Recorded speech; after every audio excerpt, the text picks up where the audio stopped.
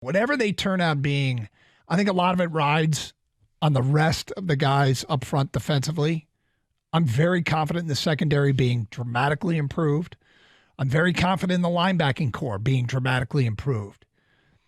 It's whether or not they can really create a legitimate pass rush. I'm confident in Hutch, and I'm optimistic about the rest.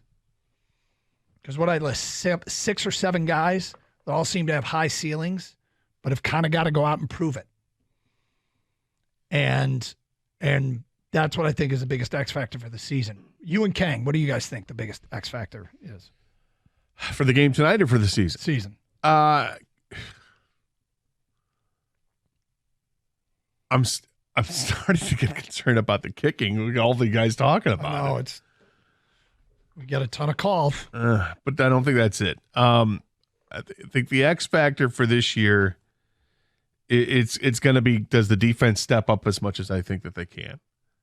I look at how the offense did it with the last 7 games of the first year of this regime and how they backed it up last year.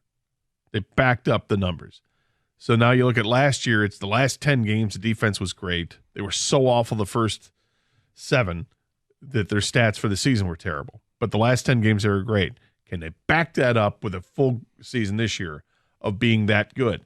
If they are, like if the numbers bear out, if the defense is as good as they were at the last 10 games of the season and the offense is as good as they were all season long, they'll be one of the best teams in the National Football League. Yep. But statistically, can they move from being 28th, 29th in the league defensively, whatever it was last year, to being top half of the league? It's a monster jump, and I think they're capable of doing it. But I think that's the X factor, is how good can the defense be? Kang, what do you think is the X factor that could take them from good to great? I mean, it's cliche, but it's the defense. It's repetitive at this point, but it's the defense because we know what the offense can do. We've seen it. We've never seen this defense because these are all new players, essentially. You mentioned the turnover. Last year, they did get better the second half of the year, the last 10 games when they went 8-2. Maybe they just bought into the scheme, or maybe it took a little while for them to get used to Aaron Glenn's scheme. But, whatever it was, they still decided to turn over the secondary, right, and add linebackers and, keep 12 to 11 defensive linemen. I think the key for tonight and for the entire season is getting pressure with the front 4. Tonight specifically, Mahomes would kill you if you blitz him and you miss. You miss, he's going to kill you down the field. Okay, guys will get open. So if you come after him, you better get him.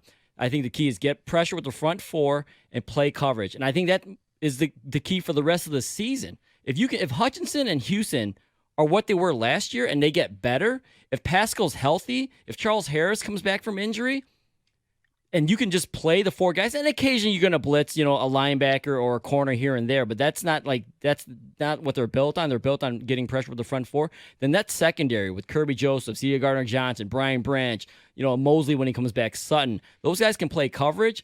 I think that's the key to the entire season. If they're an average defense, they should run away with this division. They should host a playoff game. It's still, the other thing that's pretty wild about this team and this group is that this offensive line is finally going to be healthy enough to all play together. Like it's incredible how they have not been all healthy at the same time. They're going to open the season healthy, and they're probably not going to stay healthy. Probably not. But I mean, you got to love Graham Glasgow's versatility to basically back up 3 different spots all by himself, and even if they only lose one of them and have to fill in somewhere, that was basically all of last year. Yeah, exactly. And the offense hummed along. So the first 2 years, they've had to do this. Yeah. The way this is shaping up right now, I mean, that group that has been a strength and has been strong could be even stronger. That offensive line, when they're on, and you're right, Doug, we didn't get to see maybe them at 100% very often, if at all. Yeah. They were moving other teams around like JV. I remember that game against the Jacksonville Jaguars at home. The Jags stood no chance. It was, hey, get out the way. We're pushing you back 3-4 yards every single time, and that's the offensive line.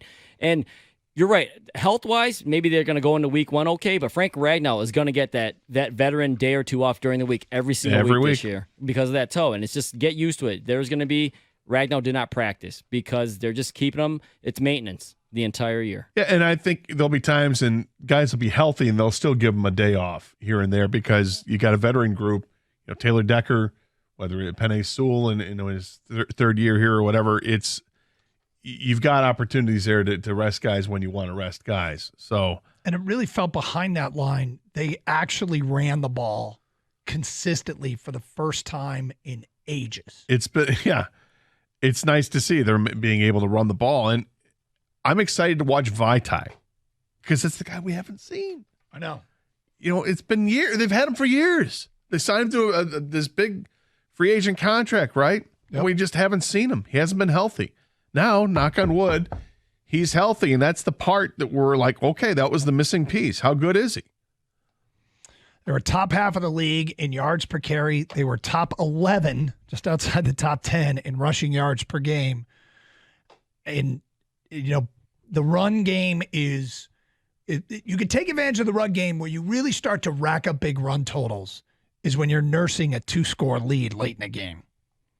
That's when you really start to rack up big rushing totals. So I don't know that rushing leads to winning necessarily. I think it's a byproduct of winning, is you're winning the game, and so you get to run the football. Sometimes. Yeah, not all the time. I mean, ideally, you'd like it to work out that way. It's such a passing league that, I mean, if I were to pick one skill set that I want this football team to be great at, is throwing, and they were. And that's, you know, look at the teams that are going to Super Bowls. It's not everybody, but it's almost the playoff teams are always the best offenses. And if you have one of the top 15 offenses, you have a much better chance of making the playoffs than if you're a top 15 defense. You want to be great at both, but, you know, it'd be nice to see them milking a lead in a lot of games. Maybe not tonight. I mean, tonight has all the makings of a shootout, but nice to see them milking leads late in games and hand it off to Jahmyr Gibbs and David Montgomery and churning out yards on the ground. Yeah, I mean, tonight it's going to be tough to stop Mahomes and Andy Reid because together those guys are so good offensively, but they got to be opportunistic. You know, they got to get the turnover when they can, the fumble recovery, the interception, the sack, forced sack, all that stuff. That's why I think be a defense that is at least average. If your offense is top 5, top 10, you're going to make the playoffs. That defense was so bad to start the year last year, 1-6. 1-6. Historically bad defense. Terrible last year. Terrible. To start the season. Yes, they got a lot better. They got to keep that.